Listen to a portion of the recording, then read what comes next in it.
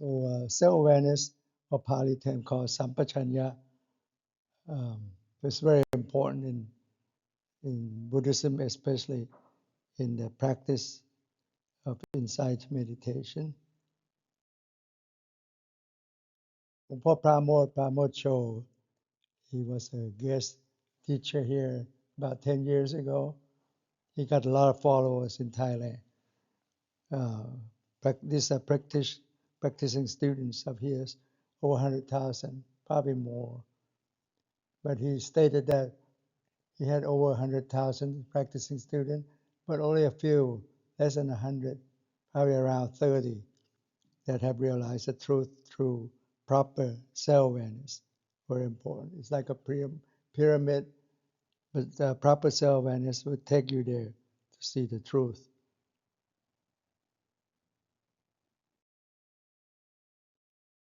Luangpor Kamkian, who passed away maybe about 7-8 years ago, he was here twice in the past, Kamkian Suwanno, back in the 90s. Say why self-awareness is so important. Because meditation would not be fruitful without it. Self-awareness or Sampajanna is the Dharma practice. It is mindfulness plus self-awareness. Sati and Sampajanna is a combination of the two, but people kind of simply say Sati mean it's kind of like left understanding that a combination of mindfulness, self-awareness, but most people, when you question them, they don't even know where there's a self-awareness included in there. So keep sati and sampajanna, mindfulness and self-awareness, within one's body and mind, or simply refer to them together as self-awareness, or most people refer to them as sati or mindfulness, but in fact there's hidden self-awareness in there. So sometimes translate as mindful awareness. In Thai, sometimes called Raลึกรู้. Meditators' standing ground is self-awareness. So it's your standing ground. Come back to that. Self-awareness is the only essential Dharma in the palms of one's hand. With self-awareness, there would be no questions, but answers that will pop up in your head. It will answer itself because you see it as it is. And self-awareness let one realize suffering as well as the end of suffering. He also said with self-awareness, there would then be detachment and letting go. Self-awareness include morality, mental concentration, and wisdom, the threefold training within it. Why so? I'll show on the next slide. Self-awareness is avoiding doing bad deed, to doing good deed, and purifying one's mind, or the Buddhist core teaching, or heart of Buddhism, on these three. So there's threefold training, translate into practical aspect of heart of Buddhism as avoid doing bad deed, to do good deed, purify one's mind. So self-awareness would also result in liberation. So that's the final result. As previously shown, that Noble Eightfold Path, the middle path, contain wisdom, right view, right thought, morality, right speech, right action, right livelihood, and mental concentration, right effort, right mindfulness, right concentration. They sum up as threefold training, but the social system is started with morality, concentration, and wisdom in that order. But in practical aspect, it's the wisdom first, because you have to have open mind. Otherwise, you wouldn't be here listening to me or the teaching of the Buddha. Wisdom first, then you have open mind to see the truth, and then apply morality and concentration. So this is what the Buddha said. This is the middle path realized by Tathagata. He called himself Buddha. This is in the first sermon, taking these words from. Generating vision, Chakung Uttapati, generating insight, Jnana Uttapati, and leading to peace and to direct knowledge, Panya, Vichara Uttapati, and self-awakening to extinguishment. So this is the Fourth Noble Truth, the middle path. And then you need the 8 spoke of the wheel to make the wheel complete and running. This in the first sermon called Setting Dharma Wheel in Motion. Why so? Because self-awareness is like the axis of the wheel that hold it together. The right, righteous, right view, right thought. Those are the self-awareness that make it hold together, see in neutrality, equanimous mind, without any bias. So this is Luangpor Tien, Luangpor Tien, the teacher of Luangpor Kamkian, the last slide. He said, a monk's life is no birth and death. It's like a cut rope. You cannot put it back together. The fact that we move means to awake ourselves up with self-awareness through your body movement. Whenever we think, which is the mind movement, let us be aware. You're aware of the body, it awakens your body. Aware of your mind, it awakens your mind. So you can observe body movement and mental movement, or your mind movement. And simple awareness would awaken your body and mind, awaken your life, basically. So awareness will extinguish greed-hatred delusion. It will extinguish clinging or attachment. Then our mind would be normal, back to the norm. Your norm your mind. The Buddha said, mind is luminous, but tainted with transitory mental impurities. Transitory, that means it's just passing by, but it home in because you didn't know that it home in. You can't like let it come, like you got mouse in your house, mice in your house, without knowing. It already home in. You didn't raise it, but it somehow you invited in. With kind of left a lot of food around and so on. So it home in and never leave you until you get mindful awareness to get rid of it. So when it's normal, the mind is normal, whatever comes into contact with us, we would feel or sense it all. When your mind is normal, it can sense all that. Like it's Ru Su Su, I mean, with pure awareness or pure feeling, without any bias. Whenever we feel, it would be as if that thing is being severed apart like a cut rope there. You cannot reattach them.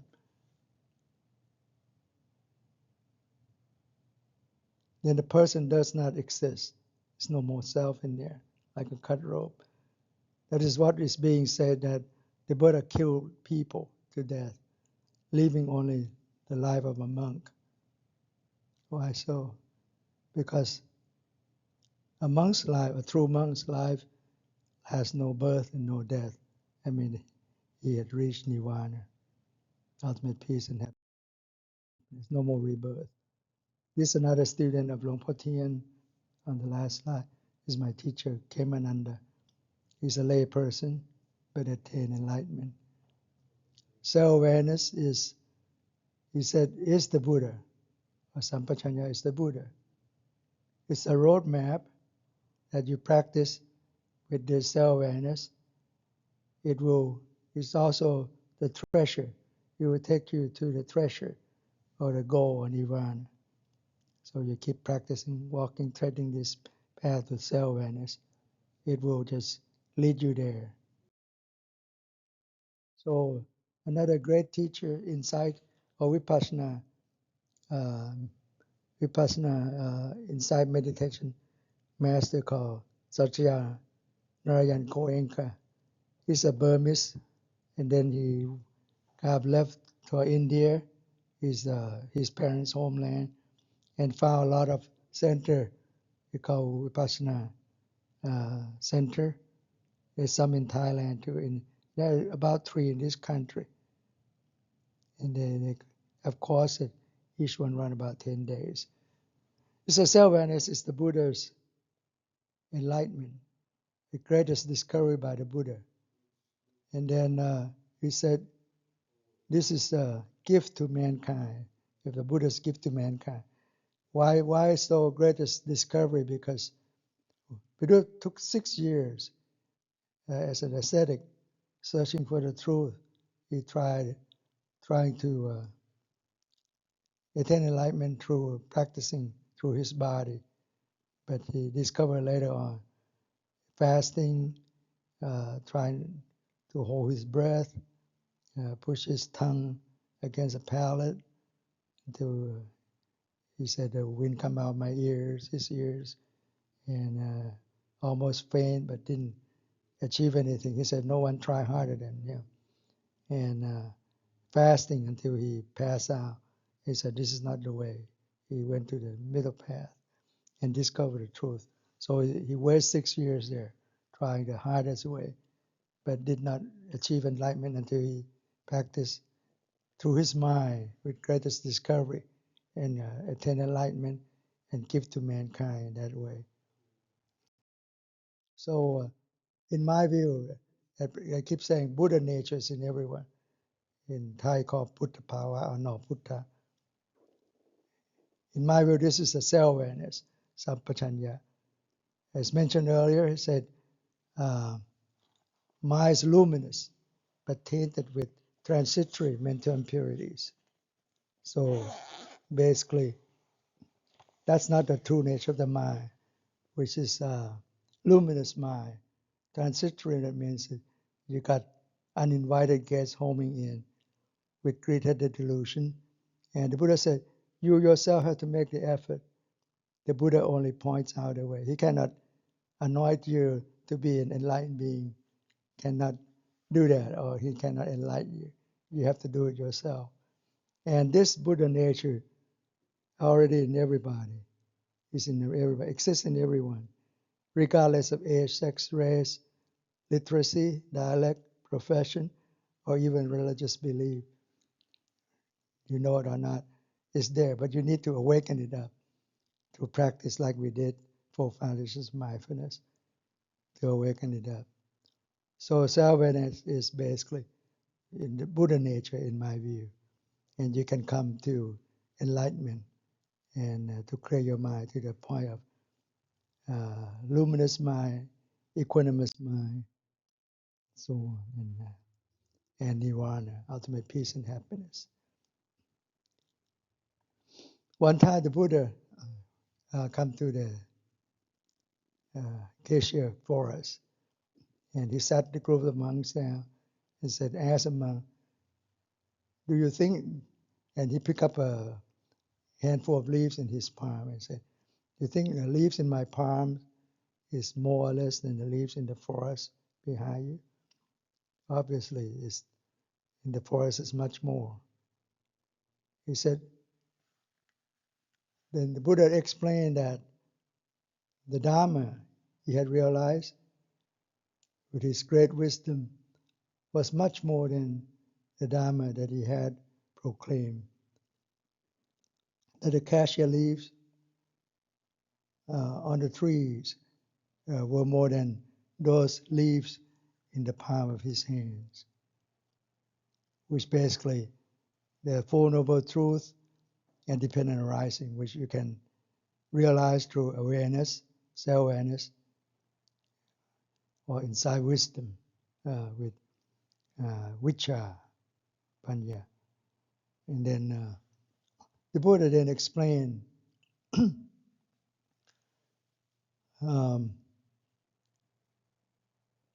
why he did not proclaim those Dharma like that, like the acacia leaves on the trees, because those Dharma were not beneficial, wouldn't lead to anything, because it lead to delusion unawareness or ignorance. So they did not lead to dispassion, cessation of suffering, peace, extinguishment, higher knowledge or enlightenment, and nirvana. That's why he did not teach it. He only teach what it is, like the leaves in the palm of his hand, the essential part of it.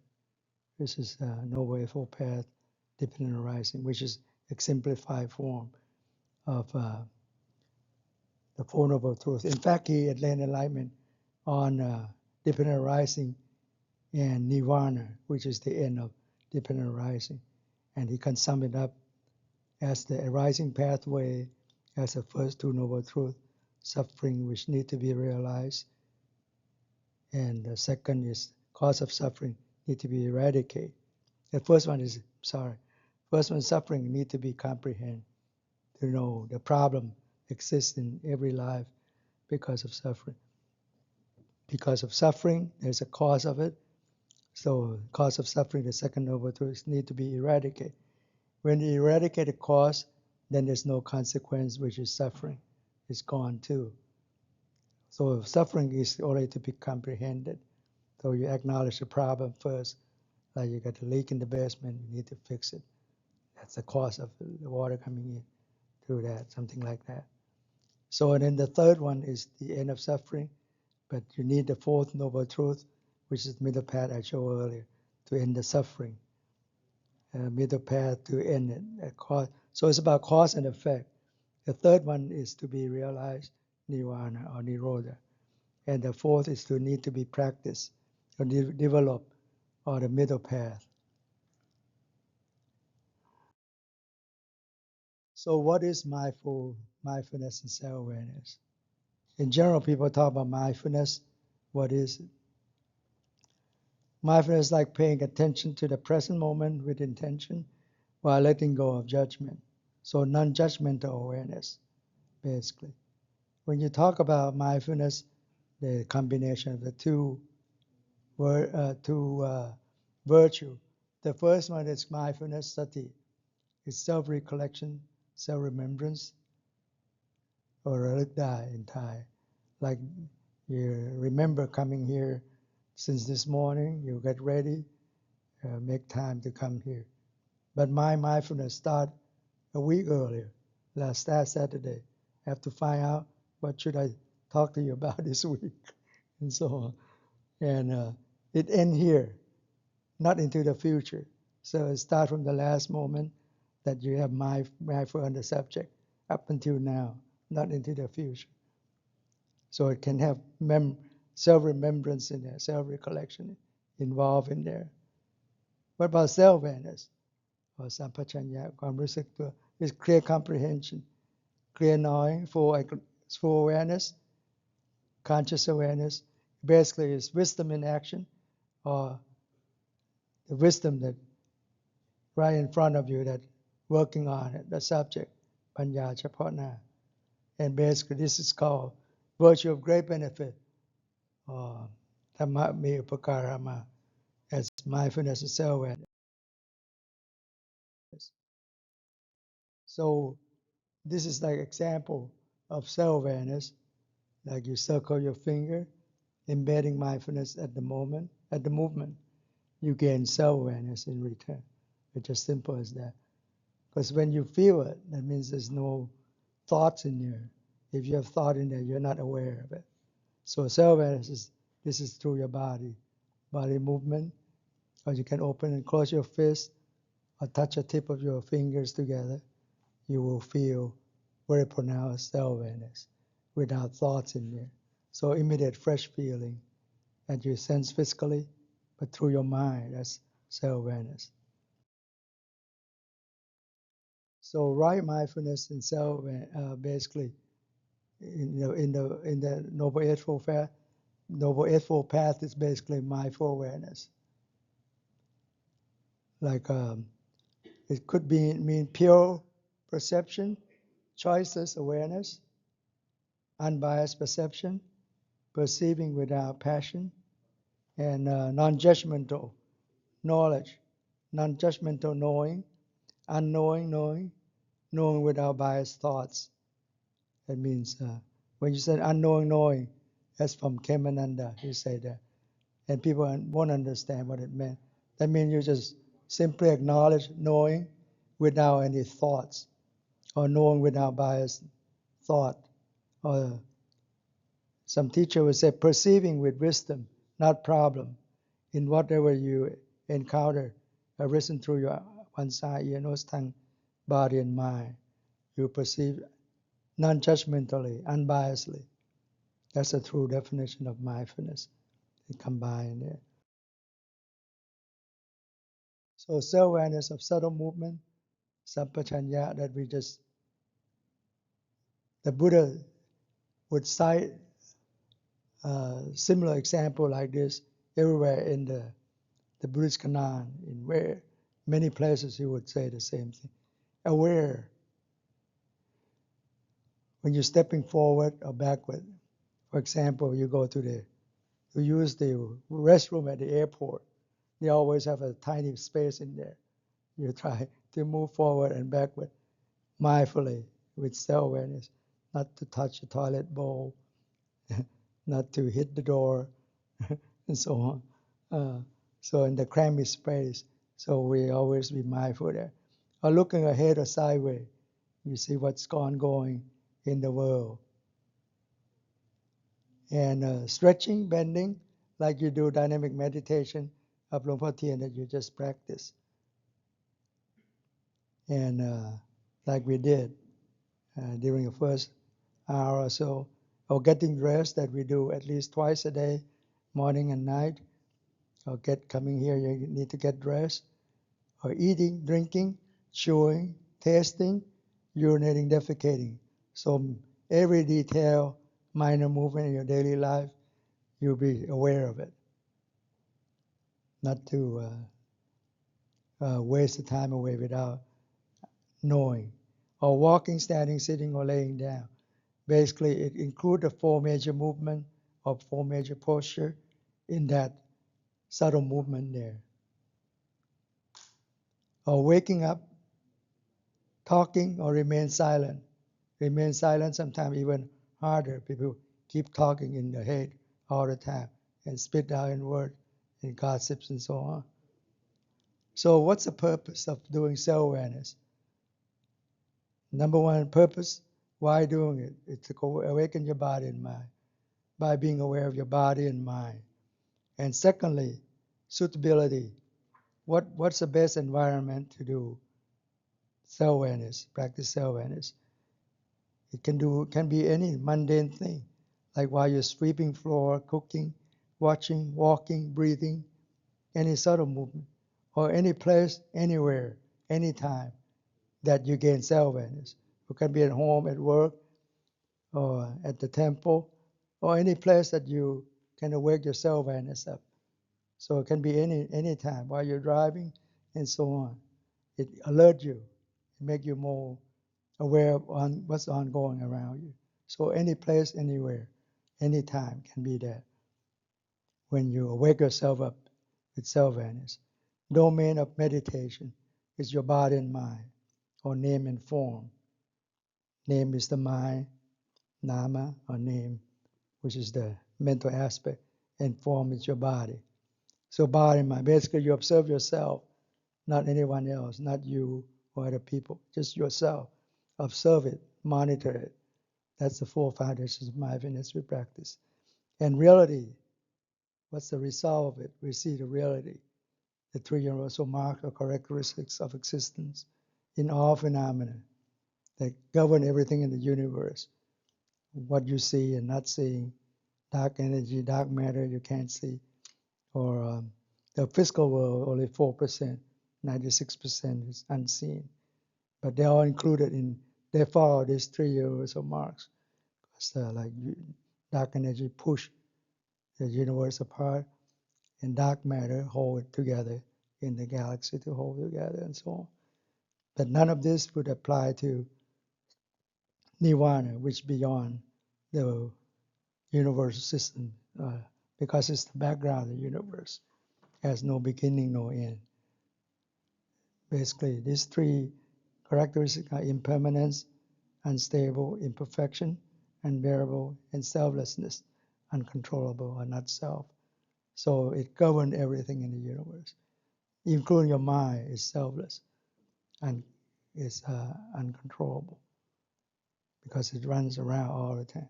So you can practice by observing your body movement, like rhythmic dynamic meditation, like we just did. Tilt your right palm up, bring up, aware, bring it down to your tummy, aware. Left palm same way. Slide your right palm up, bring it down, turn it down. Left palm same way. And then, so like complete like 14 steps. Sometimes they cover as 15 steps. The first one, like laying your hand on your thigh, consider the first step. Hands palm down on the thighs. That's the first one. It's the same as the 15. So 14 movement. But when you do it, don't count. Because counting is conceptual. So make you aware of your body, awaken your body. Aware of the mind, awakens the mind. So through this simple movement, that's wonderful. Like mindfulness is like seize or retrieve phenomena. Like you go to the airport, they would say, oh, you go fly American Airlines, you go to Gate C, they retrieve you there. Or United, you go to 8A, you go to the other end of the airport at St. Louis International Airport.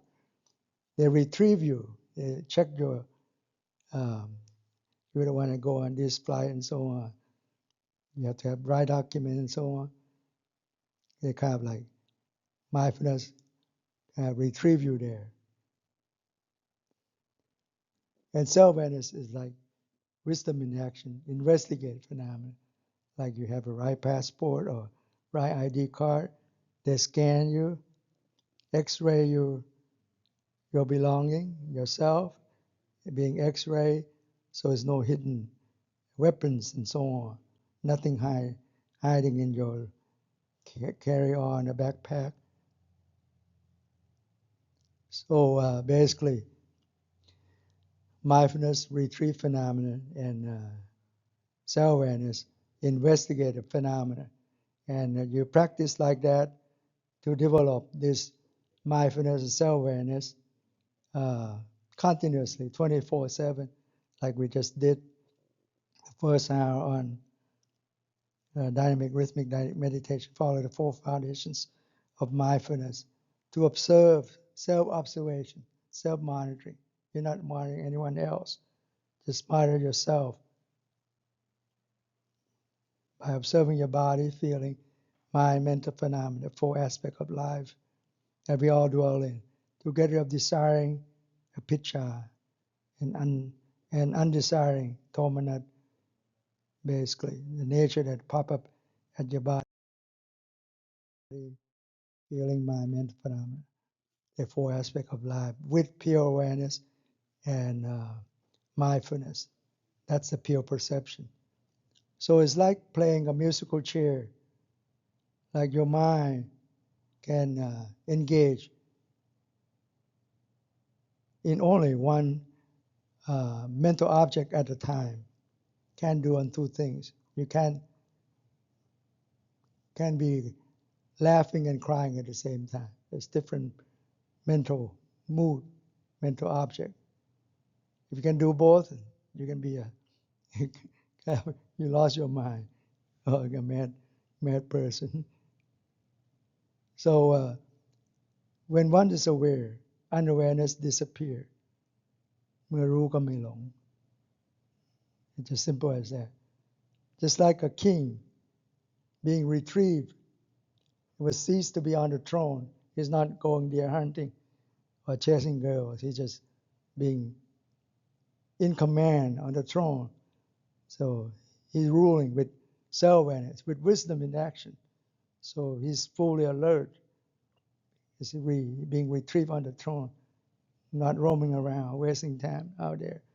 But he's sitting on the throne. No one there attacking the fort because he's there.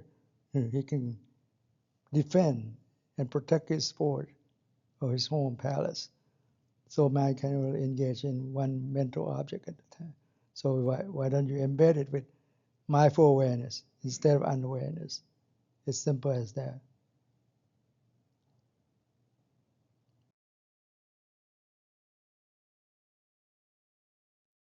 Luanpor Tien would say, when you practice insight meditation, don't waste time. Uh, observe this on the screen. Forget the front, he said. Forget the front. Yao to na, yao to lang. Catching the back. Catch the back, that means catching the thought as it arises. So mind plays a major role by chaining to mental object, projecting the thoughts on the screen. You don't want to play the guy on the screen, which is the projection of your mind. You want to see what's ongoing from the projector in your mind, your thoughts there. So mindfulness, self-awareness, Sati and Sampajanna, or wisdom in action, we're catching the thought as it projecting on the screen. So we see the root of the problem. So realize that thought is not the true nature of the mind, which is empty and void. By seeing the true nature of things, when you clear your mind, see the true nature of things that follow the three universal characteristics of impermanence, imperfections, not self or selflessness.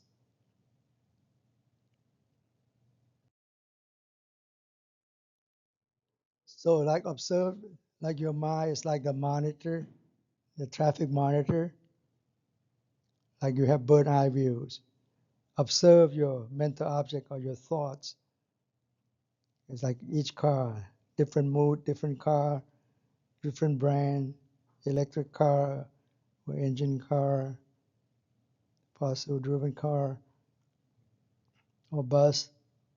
You see it as it is.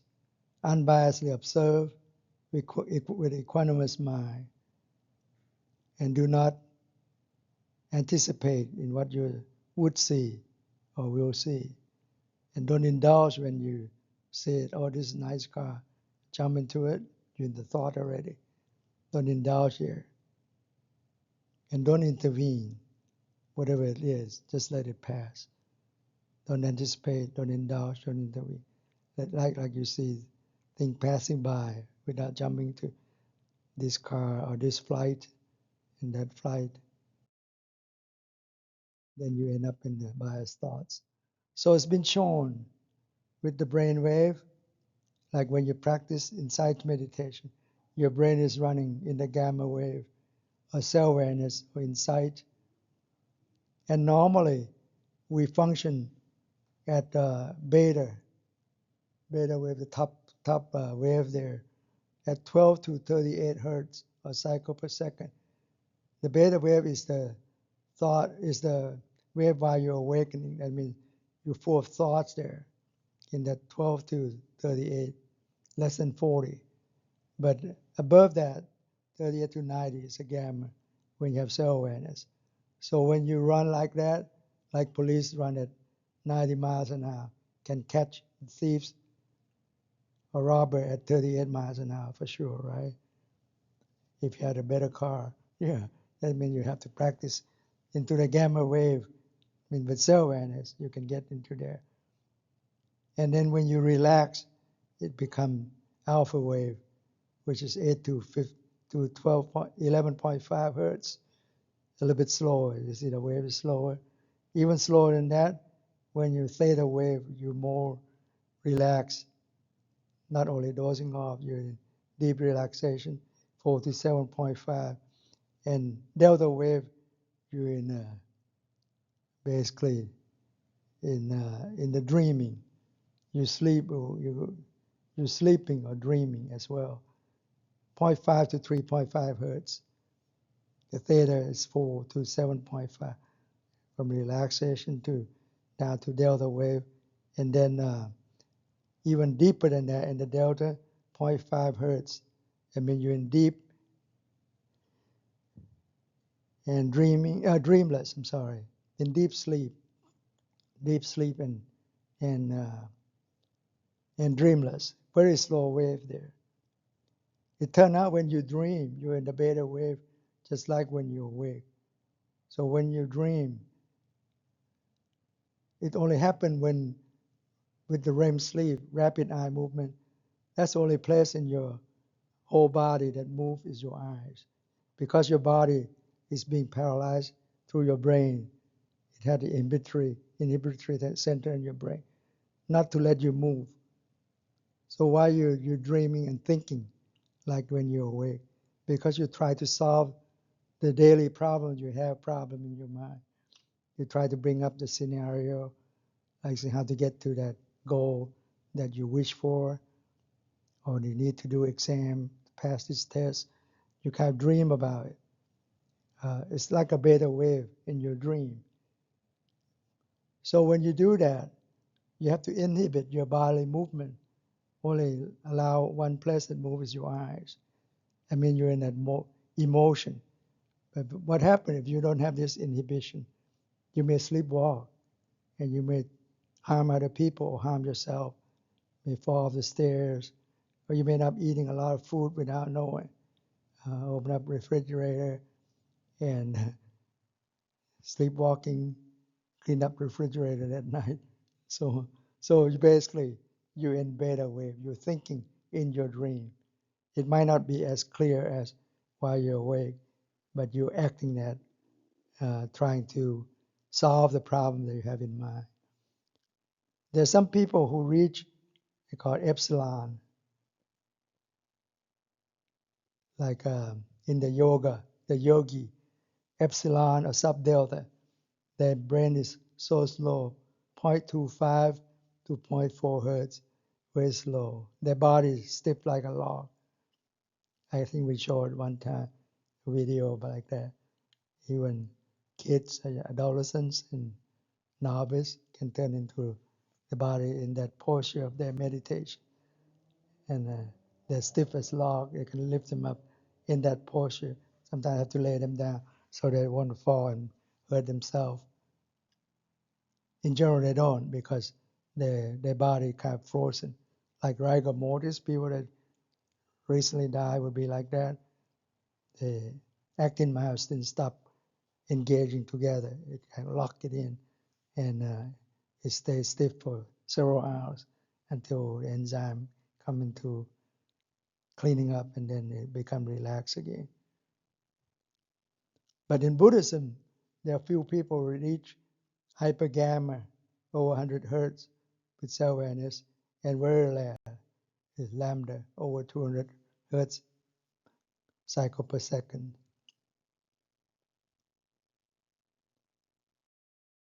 In fact, we showed this, I don't know, I showed this last time. This is done by Richard Davison. He got about 10 experienced meditator monks from Tibet, Tibetan monks. Each of them has meditated for over 10,000 hours in their life.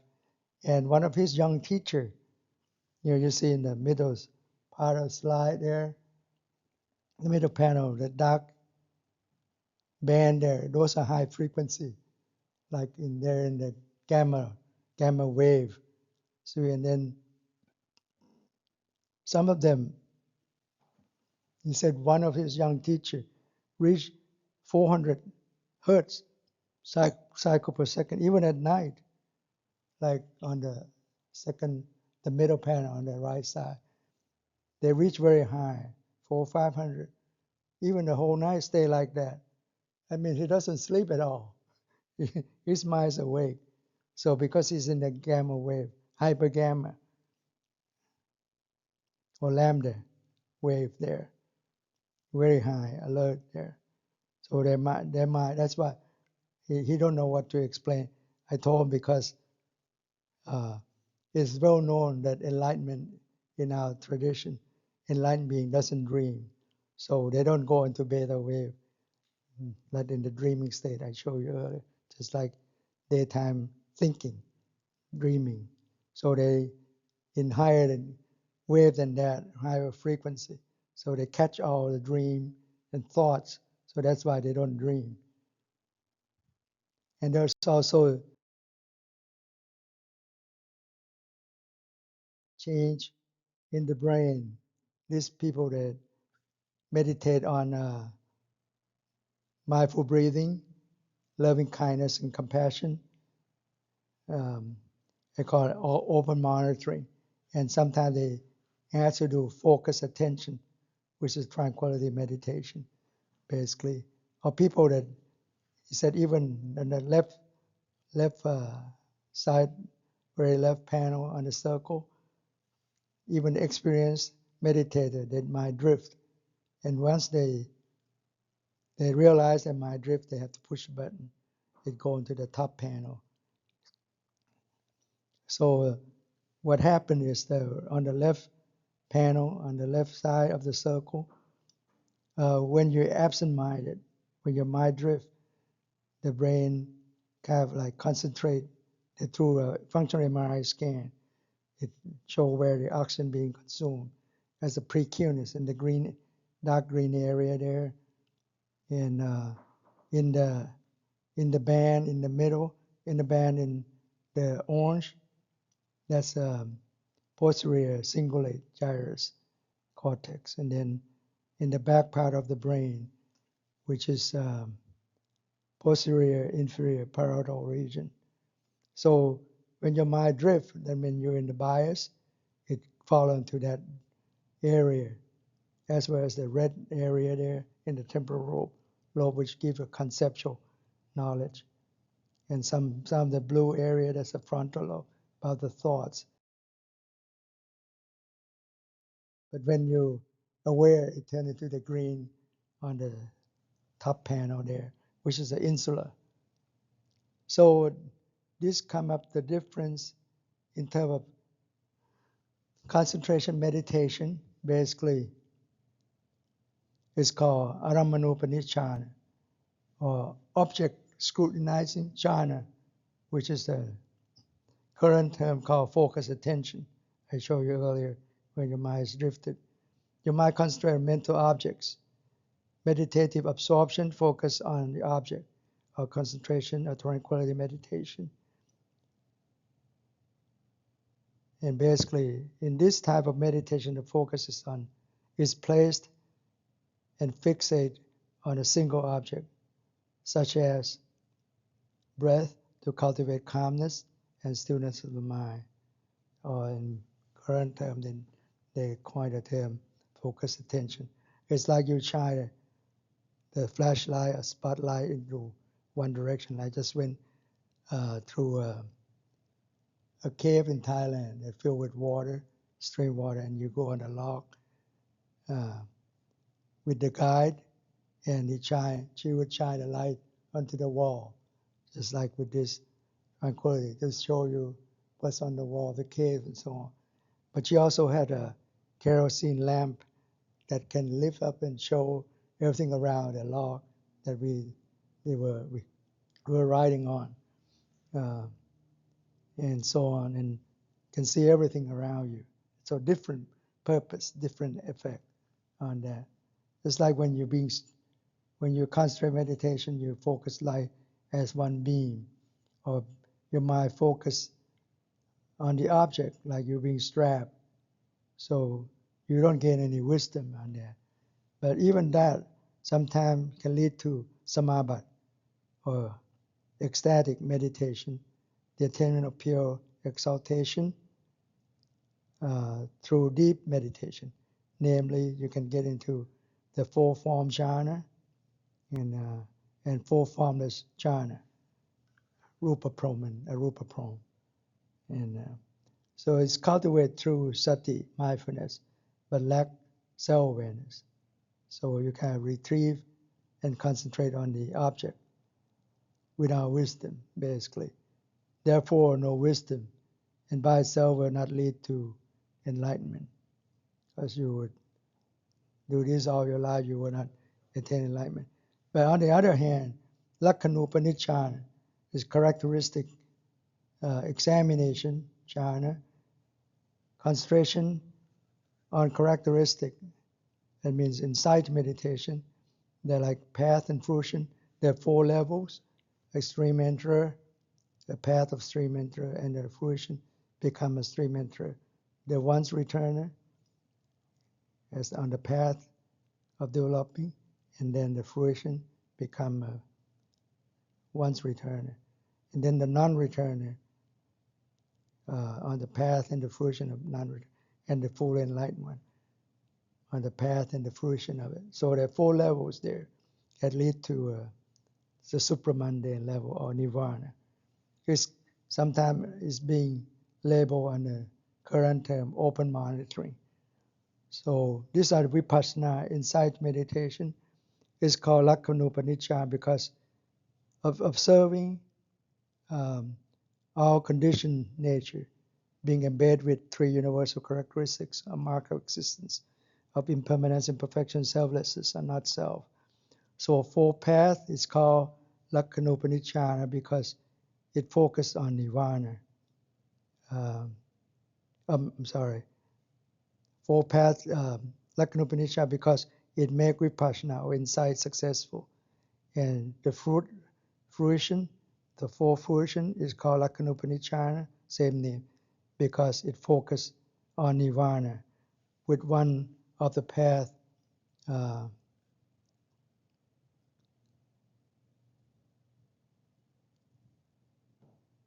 focus on nirvana with one of the characteristic of sunyata, the emptiness, called sunyata vimokkha.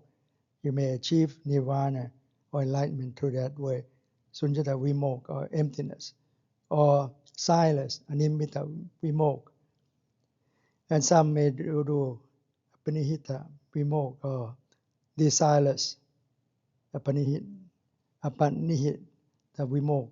Is because it sees the true nature of nirvana. It can be either face nirvana in 3 of the different way, through silencelessness or emptiness or desirelessness. One or 3, you can't force it. It's a nature would take you into that. The end result is the same. They reach nirvana. But this is unique to Buddhism, and because it sees the true nature of nirvana through different angle, but come to the same goal. So self-awareness of body and mind is essential for progression in Lakkhanopanicca. And these 2 types of jhana that described are found in the commentary of Buddhism in the Tripitaka, in Atthakatha, we call it, commentary. So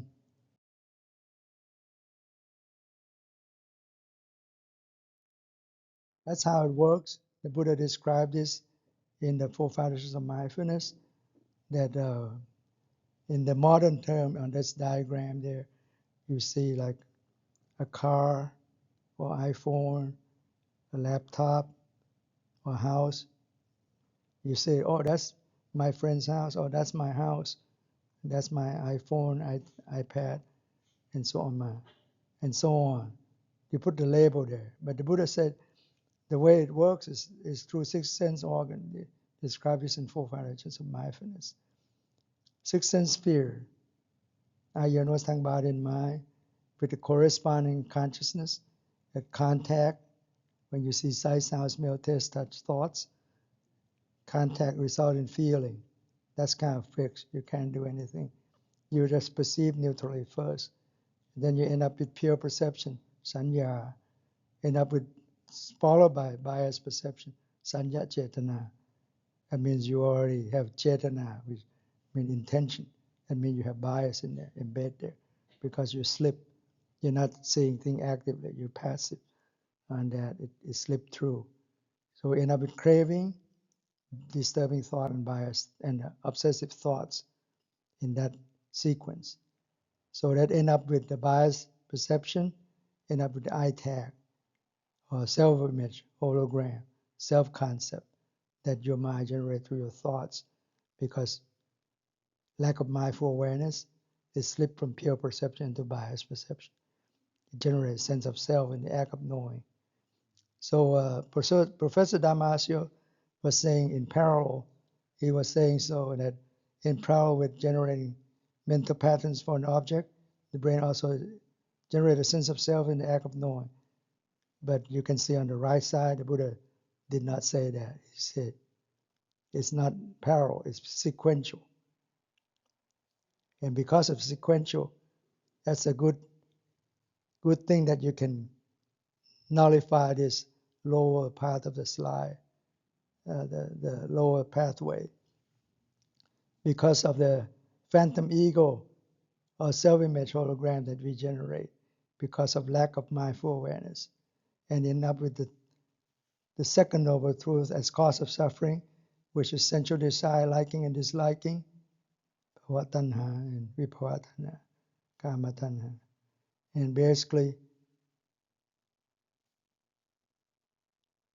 if you have mindful awareness, it stopped there, as the Buddha stated. And luckily, because of that, there's a way to end suffering. Third noble truth, we get rid of the craving, which is cause of suffering. As craving was eradicated. So basically, you observe your life, which are 5 aggregates of existence, of form, including your body, is called rupa. Body, sight, sound, smell, taste, touch, and thoughts, including knows tongue, body, and mind. Feeling, perception, thought formation, which are mental activities, and consciousness, which is formless. But it leaves you a trace behind as feeling, perception, and thought formation, or mental activities, that you can track them down. And when we encounter a thing, because it slipped through, become endearing and pleasing, when you lack of mindful awareness, you perceive things instead of active perception, active or neutral perception or pure perception or perceptual processing with Vedana, pure sanya, or rususu, or pure perception, which is actively engaged with mindful awareness. So no craving as a consequence. But if you lack of that, lack of mindful awareness, become conceptual processing, sanya chetana, as we show on the slide previously, how your brain works, end up with beyond perceptual processing, become conceptual processing. You trap into that craving aspect. Craving arise and sustain. Become sankhara, like your thought conditioning, thought formation took over. Become passive perception. It's not pure perception. I'm a craving. So that's the cause of suffering. So why 4 foundations of mindfulness is a reverse engineering technique to catch one's own thought as it arises. As mentioned, life form is a person has 5 aspects, 5 aggregates, 5 group existence: form, feeling, perception, thought formation, consciousness. And so we meditate on the form of body, on the body. Feeling, we just meditate on feeling. Perception, we meditate with mindfulness and self-awareness to oversee the other 4 aspects. Thought formation, we meditate on mental phenomena or Dharma. And consciousness is the mind. So basically, you observe the 4 aspects of life with pure perception, with mindfulness and self-awareness. So oversee the other 4 aspects of life. So basically, you observe your life, these 5 aggregates of existence, of clinging, suffering. To get rid of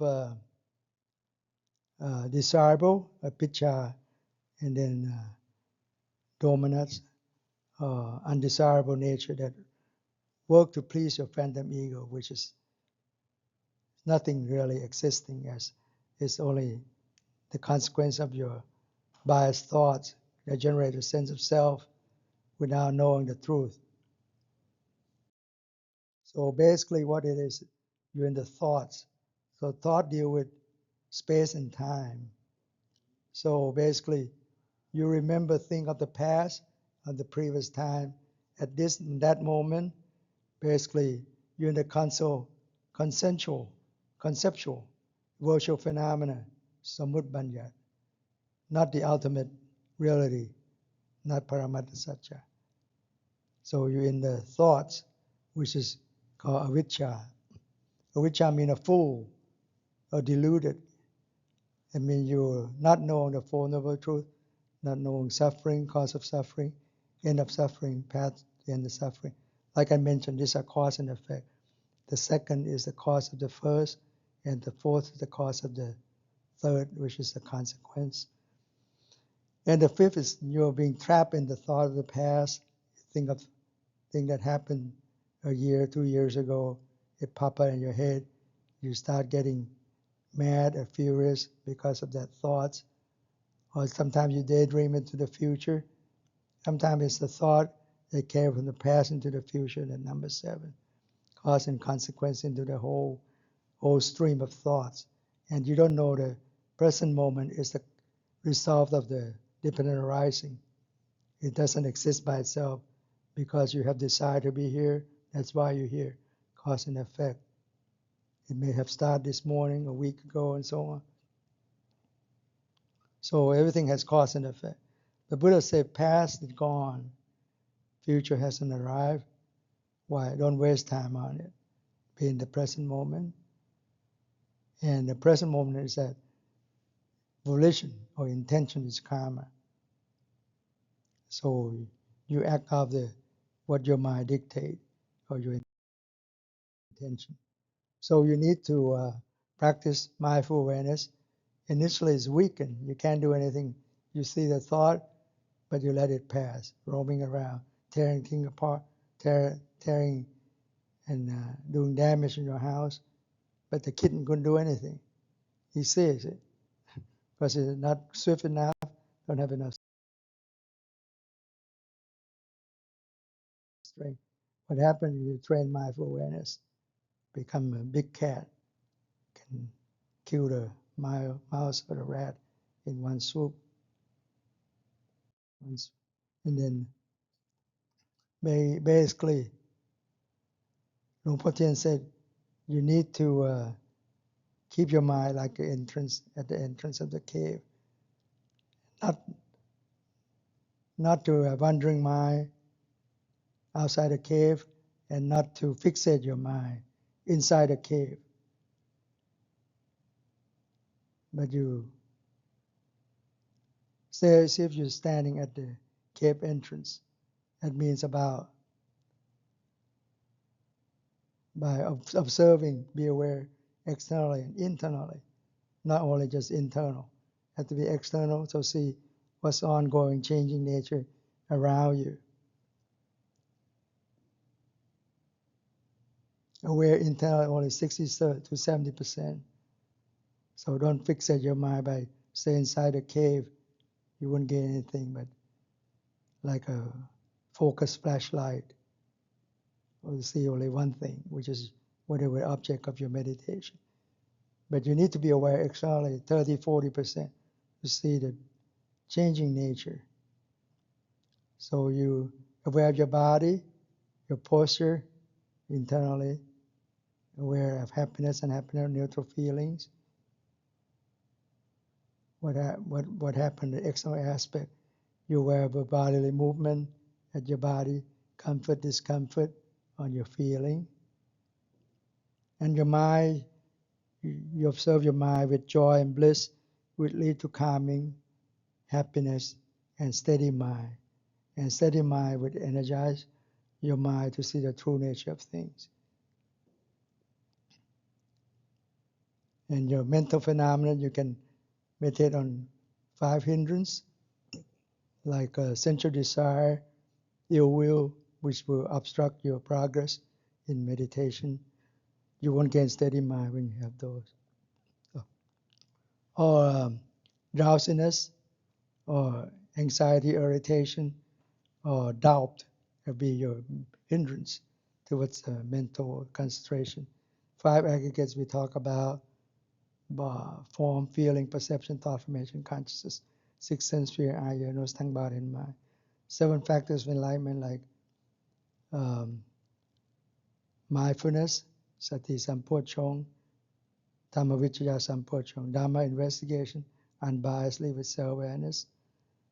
Virya Sampajanna means with diligence and effort. Piti Sampajanna, rapture, bliss. And then Pasati Sampajanna, calming of your body and mind. Samadhi Sampajanna, mental concentration. And Ubeka Sampajanna, neutrality, equanimity. So those are 7 factors of enlightenment. And 4 noble truths you heard about. Suffering, cause of suffering, end of suffering, middle path to end suffering. And come to realize that 3 universal marks of existence through nature of things. Unstable, unbearable, uncontrollable. Impermanence, imperfection, selflessness. And as we mentioned earlier, it's the same. You can practice 24/7 beyond the formal technique in your daily life. You can embed your mindfulness and gain self-awareness. Become mindfully aware of everything at your body, feeling, mind, mental phenomena. But so basically, you cultivate self-awareness and mindfulness continuously, perseverance, 24/7 while awake. At your body, feeling, mind, mental phenomena, to greater desirable, undesirable nature. And see the true nature of things, as mentioned, impermanence, imperfection, selflessness, not self. And come to realize that all phenomena are not worth clinging to, leading to insight wisdom. You see the burden when you cling to it. Those 5 aggregates become your burden because you attach a sense of self to it. Instead of being light and neutral, you carry a burden around of your ego. And learn you. Once you see that nothing is worth clinging to, then your mind gets disenchanted, tired of the burden you keep carrying around. Discern, dispassionate, and release or liberate through this practice of the 4 foundations of mindfulness. To cultivate self-awareness and mindfulness. So we can perfect your mind in that way with mindful awareness, unbiasedly, through the middle path. You come towards insight wisdom. You develop yourself. The evolution that I mentioned earlier in the last talk, that human being develop to the point of become aware of themselves, self-awareness, after 2 years old, and a few other animals, including a magpie, elephant, magpie bird, elephant, chimpanzee, bottlenose dolphin. So you can achieve enlightenment in that way. So we can progress. In fact, the Buddha said all beings has the Buddha nature, or Buddha seed. I mentioned it, it's self-awareness. All beings are similar to the Buddha. All beings are the Buddhas. So lotus for you, which is enlightenment, a Buddha to be. That's it. Any question? A little bit long.